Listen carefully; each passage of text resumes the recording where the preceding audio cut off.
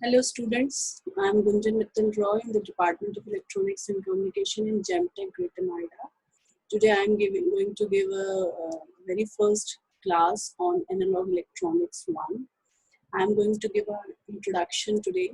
The subject name is Analog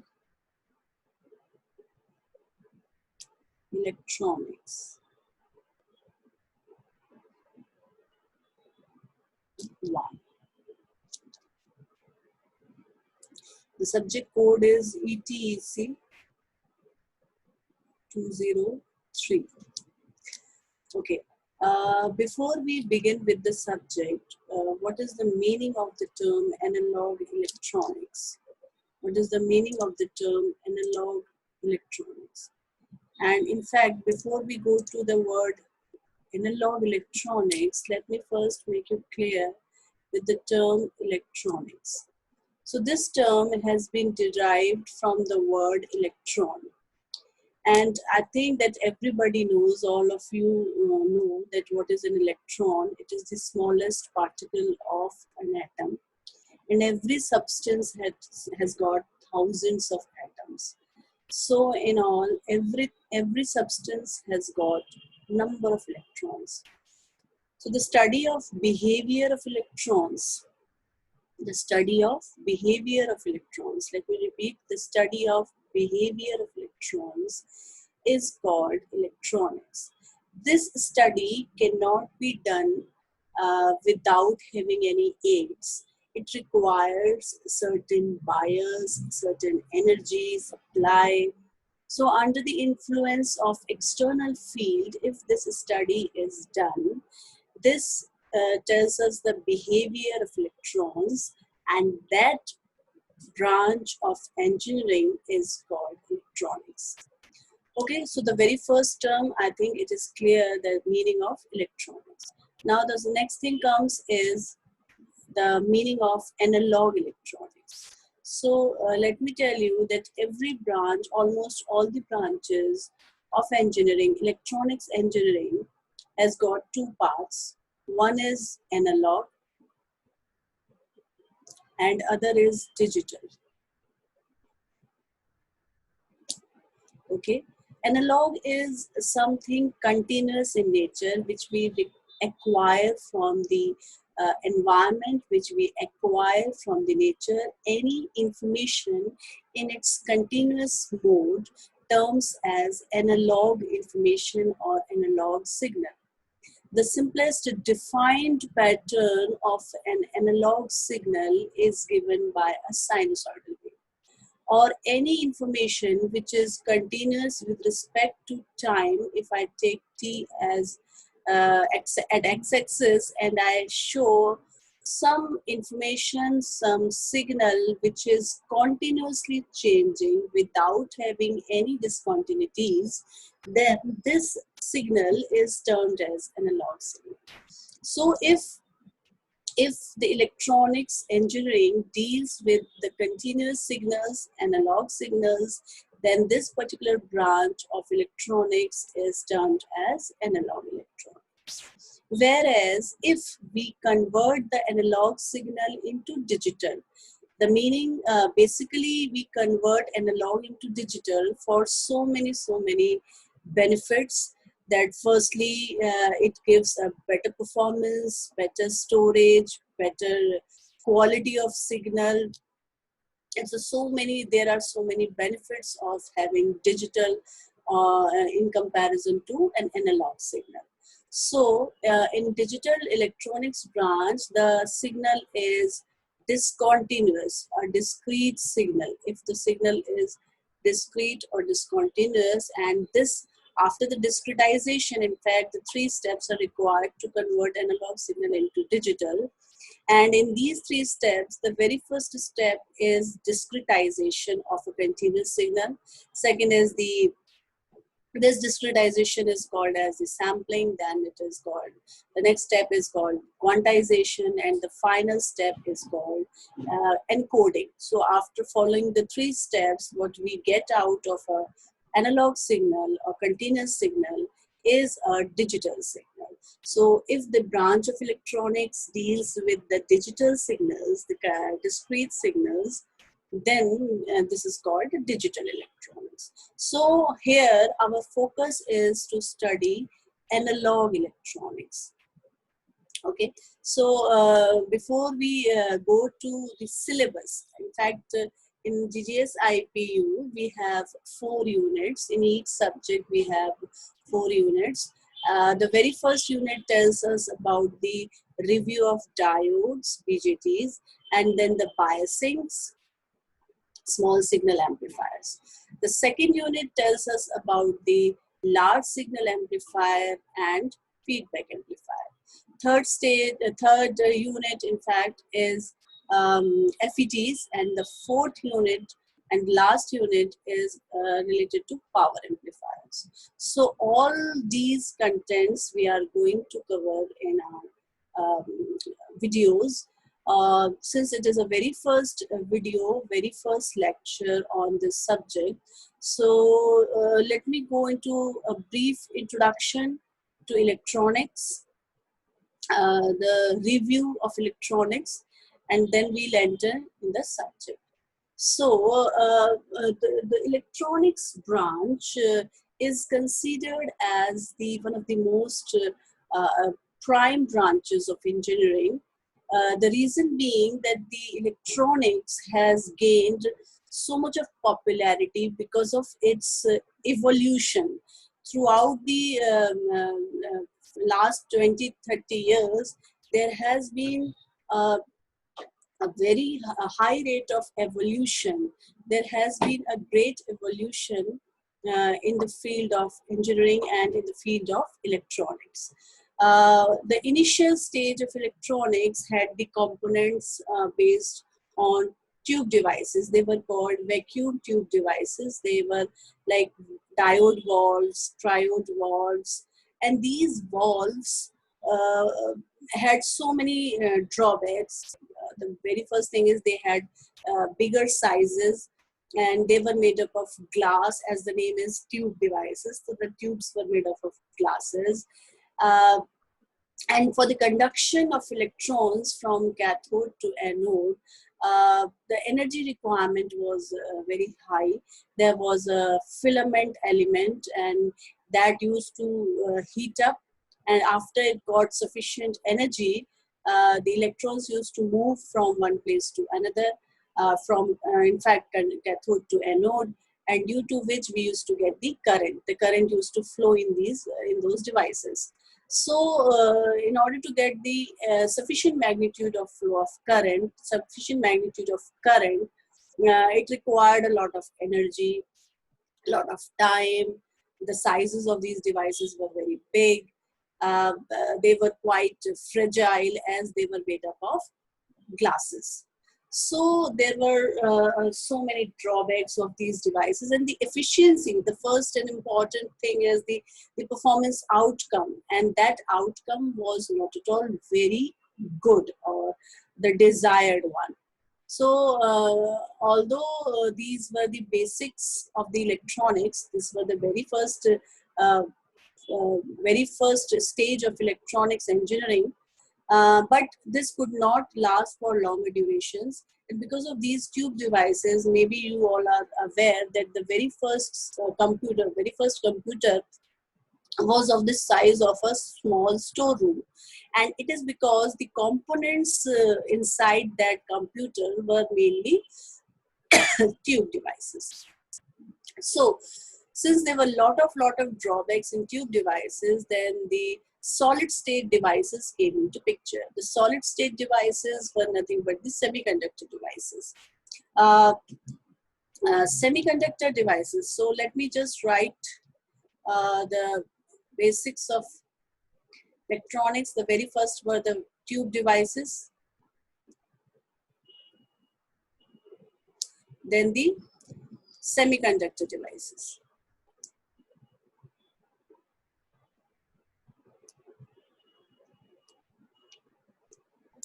Just a second.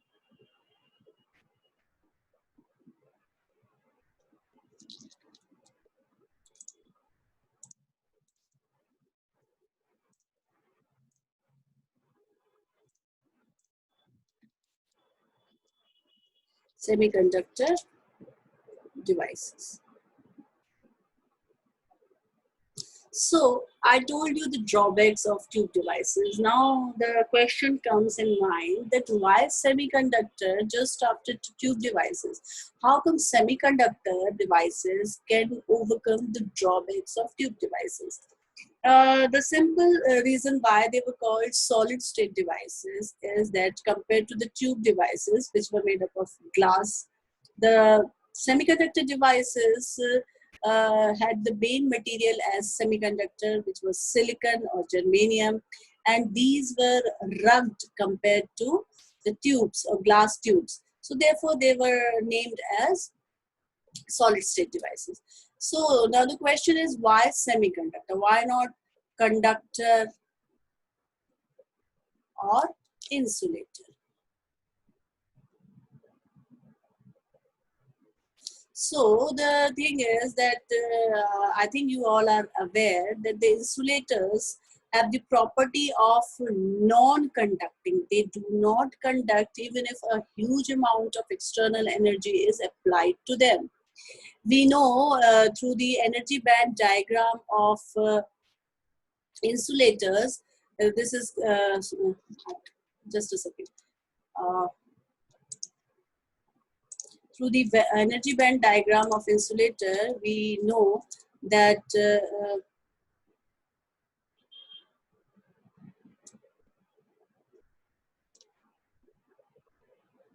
we have a valence band and a conduction band, and the gap between them used to define the energy required for the charge carriers to move from valence band to conduction band.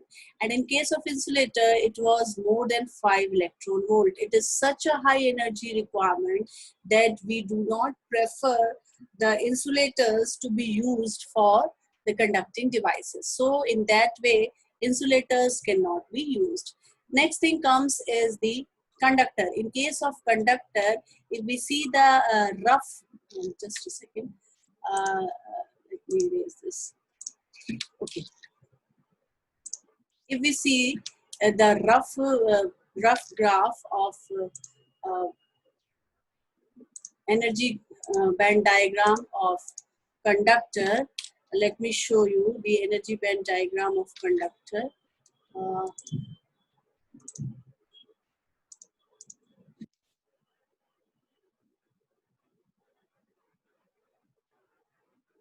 Okay, this is VB, this is CB. Okay, sorry. In case of insulator, in fact, there is no band gap between conductor and insulator. There is no band gap between conductors and insulator. It is like if this shows you the valence band, this will show you the conduction band. I think these things you have studied in basic electronics, electronic devices subject in second semester. And there is this particular portion is showing you the overlapping. This is the overlapping of valence band and conduction band. What is the significance of overlapping here? The significance of overlapping is that even if no energy is applied, in case of conductors, if no energy is applied for the movement of electrons, they themselves move from valence band to conduction band because of the availability of large number of free electrons. They are so free, they can easily move, and for that movement, they do not require any external voltage or energy. So, if we take a practical example of comparing the behavior of an insulator, conductor, and semiconductor, we can easily identify that out of these three elements, the best thing required for making electronic devices is semiconductor.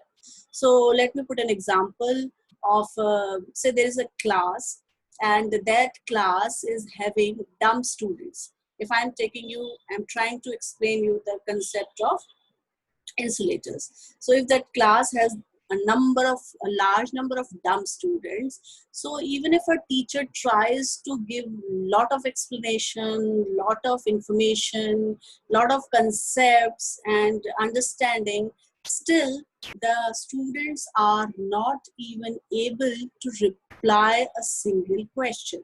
That can be taken as an example of insulator. I'm trying to convince you by taking a layman example. And now if I come to another class by taking the for explaining the behavior of conductor, in another class there are students who are so intelligent that even if when teacher does not explain the concepts very widely or deeply, the students are able to reply, and all the students are replying immediately and talking and speaking. Therefore, that behavior can be compared with the behavior of conductors. That even when no questions are asked, the students are replying themselves, talking, explaining. So, both the classes are not at all desired for classes for a faculty, for a teacher. Neither the teacher wants that the student should remain quiet even after explaining a lot of concepts, nor the teacher wants that they should speak continuously, they should talk, they should argue or reply even if the questions are not asked from them. So both these classes are not at all the desired classes. Whereas if I go to a third class, where the students are so disciplined that whenever the teacher asks some question, they reply. And if even if a small explanation is given to them, they understand and they speak out immediately. So in that way, if I draw the behavior of insulator, the band diagram of insulator, this you must have studied in case of in your second semester. So this shows you the energy band diagram of semiconductor, which shows that the energy required for moving the electrons from valence band to conduction band is nearly 1 electron volt. So neither overlapping is required nor excess of amount required, whereas a nominal value of energy is required, is enough for the charge carriers, for the electrons to move from one place to another or from valence band to conduction band. This is considered as the desired behavior of conducting device, conducting material. In another way, in another explanation, we can also say that in case of insulator, there is no flow of current, the electrons do not move at all. And even if for a small movement, it requires a lot of energy. Whereas in case of conductors, the movements are very random and zigzag, Brownian, and in all the direction, the electrons move in different direction with different energies. As they are free to move, they do not obey any rule of movement. So this conduction is also not desired. Whereas in case of semiconductor, the pattern is like if the supply is applied, they move in a definite direction. Otherwise, there is no flow of current. So it is kind of disciplined behavior of a material. So I think with these two concepts, you are now convinced that why semiconducting materials are preferred over conductors and insulators for making for making electronic devices, for making semiconducting devices. Okay, so after this, the next thing comes is, in case of semiconductors, we can study the semiconductor in detail. It is of two types mainly. I think all of you have done this in your ED subject in second semester. All of you must have done it. Still, I would like to give a brief review of this concept, that this we have already understood that why semiconductor only, not conductor or insulator. So the next thing is, in case of semiconductor also, there are so many limitations, so many concepts or conditions that which particular type of semiconductor has to be used, at which condition it is beneficial, where it can be used, how it can be used. So for all these concepts, let me tell you that the semiconductor material is of two types. One is intrinsic, intrinsic, just a second.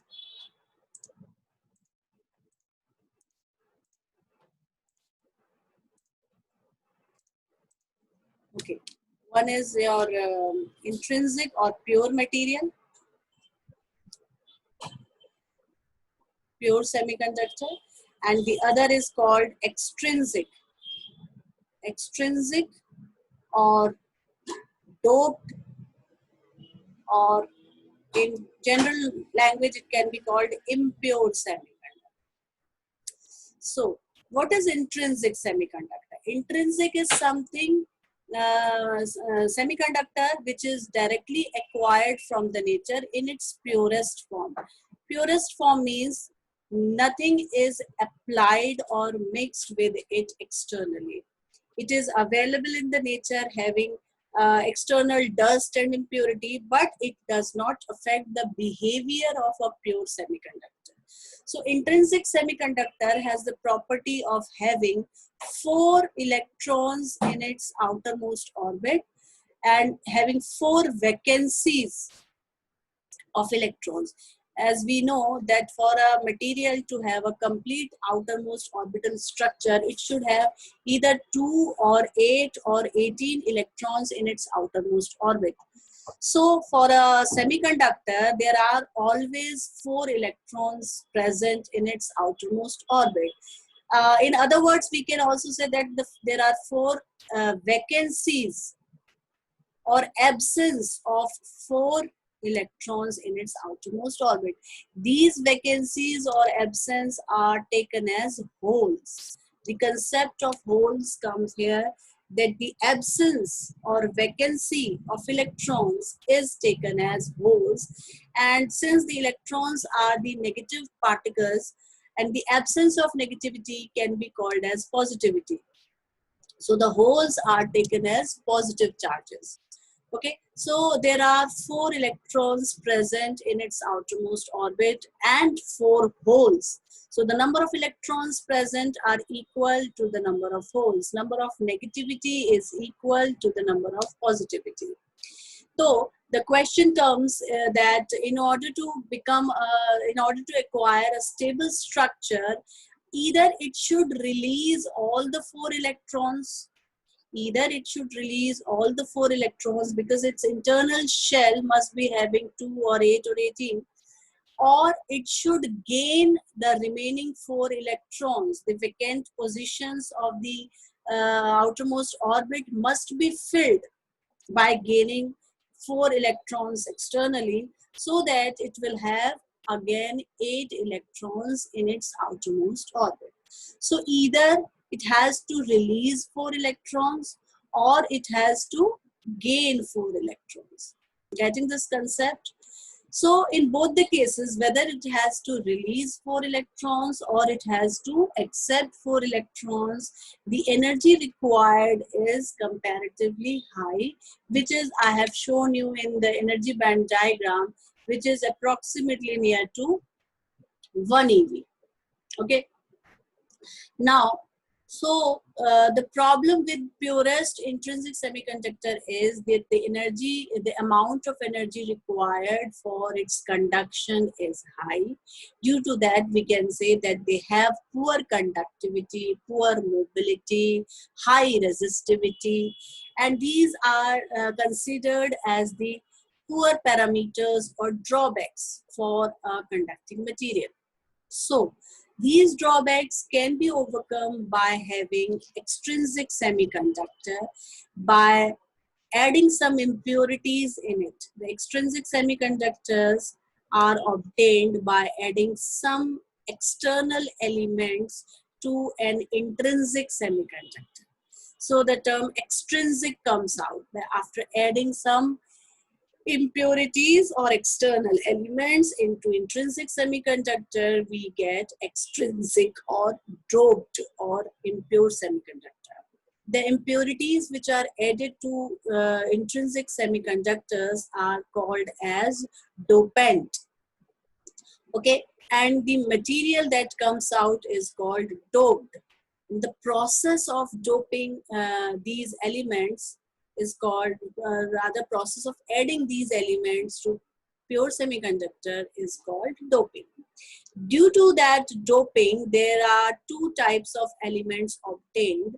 One is called P-type semiconductor, another is called N-type semiconductor. P-type is also called acceptor type.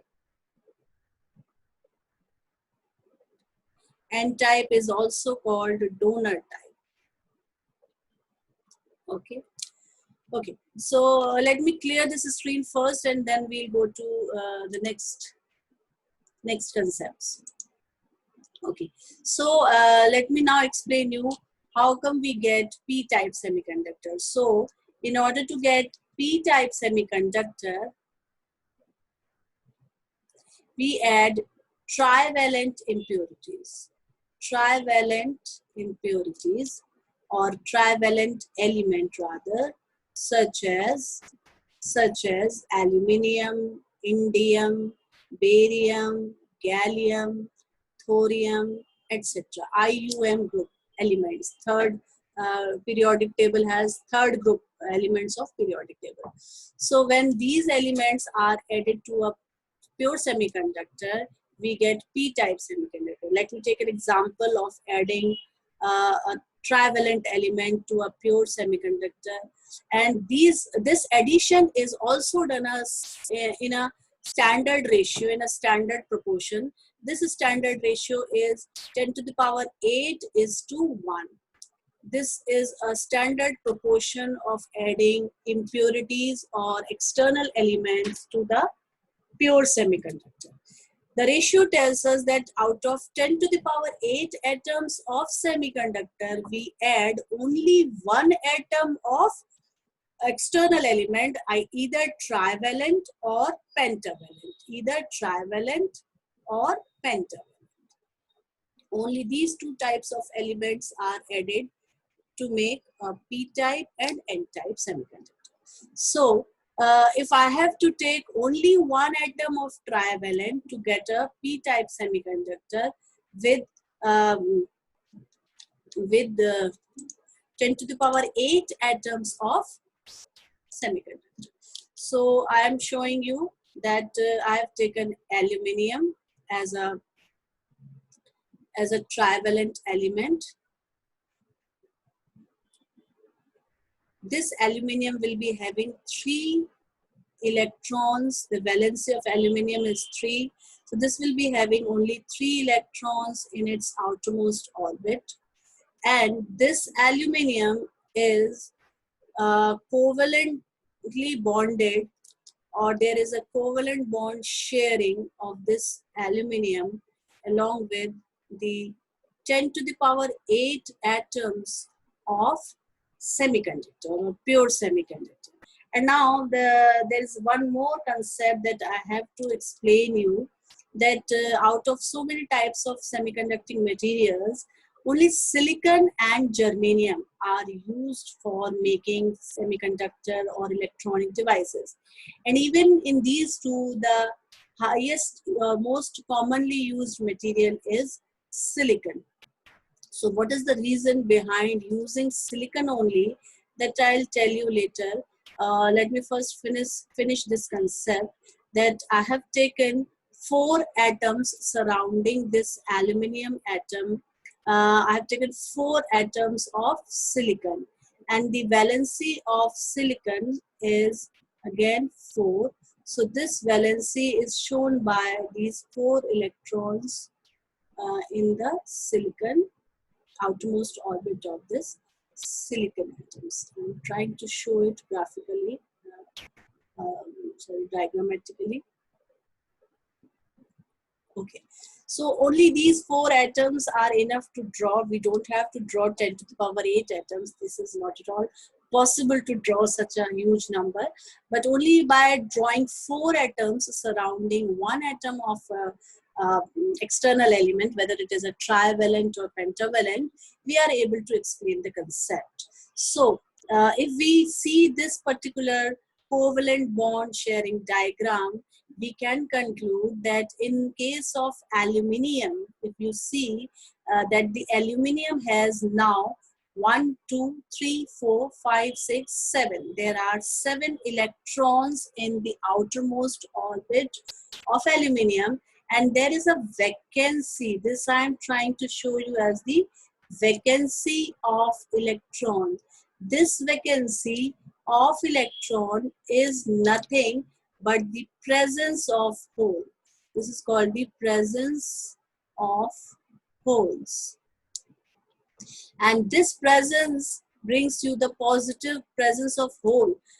Absence of negativity is the presence of positivity, and this is where we call it P-type semiconductor. There is a presence of positivity, and therefore it is called P-type semiconductor. The other name of this P-type semiconductor is the acceptor type. Why is it called acceptor type? Because it has the tendency to accept an electron to become stable. As I told you previously, to get a stable structure, we have to have 2 or 8 or 18 electrons in its outermost orbit. So it has got 7 electrons in its outermost orbit. So if we add only 1 electron to its outermost orbit, it will become stable. So it will always try to accept an electron to become stable. Therefore, its name is called acceptor type. This has the tendency to accept an electron to become stable. I hope you got this concept of P-type semiconductor. The next concept is N-type semiconductor. So N-type semiconductor, as I told you, that there are 2 types of element used for making extrinsic material. So for making N-type semiconductor, we add pentavalent elements. Pentavalent, I'm so sorry.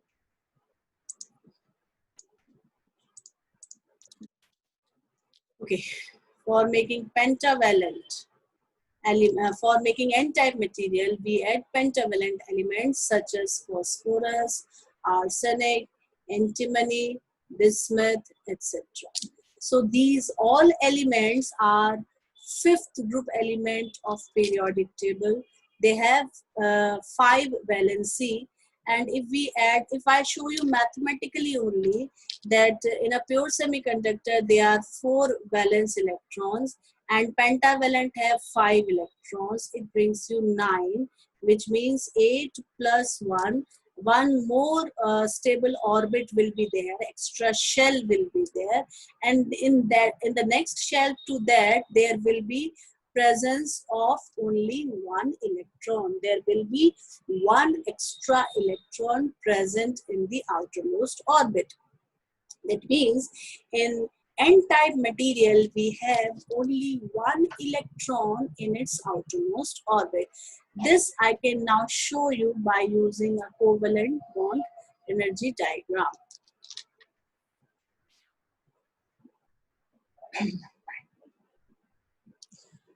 Okay, so in the next video, we will complete this N-type semiconductor material. Thank you so much, students.